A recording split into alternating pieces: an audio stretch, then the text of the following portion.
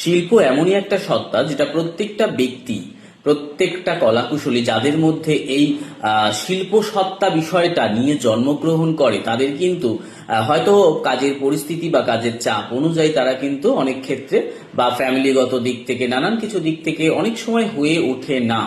তাদের মনের মধ্যে কিন্তু সব সময়ই ওই একটা আক্ষেপ থেকে যায়।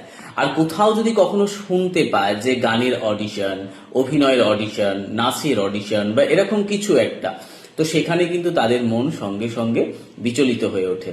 তাই অভিনয় সম্পর্কিত যারা মনে করছো হয়তো বয়স হয়ে গেছে, একটু এজেড হয়ে গেছে, তো তারা ভাবছো, অনেকেই প্রশ্ন করে আমাদেরকে এরকম যে আমার দ্বারাই কি আর পসিবল, মানে অনেকটা বয়স হয়ে গেছে, হ্যাঁ হয়তো আমার জন্য আর অভিনয়টা নয়, হ্যাঁ আমি হয়তো আর চান্স পাবো না, এরকম অনেকের প্রশ্ন থাকে।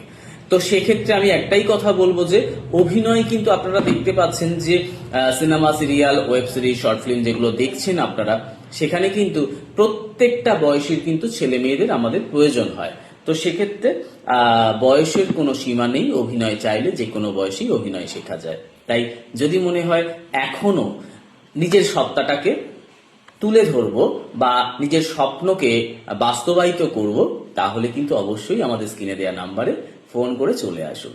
অবশ্যই এখান থেকে কাজ পাবে এবং আমাদের প্রোফাইল দেখলেই বুঝতে পারবেন যে দীর্ঘদিনের প্রতিষ্ঠান এবং সেখানে দীর্ঘদিন ধরে সমস্ত কলাকুশলীরা তাদের স্বপ্ন পূরণ করছে।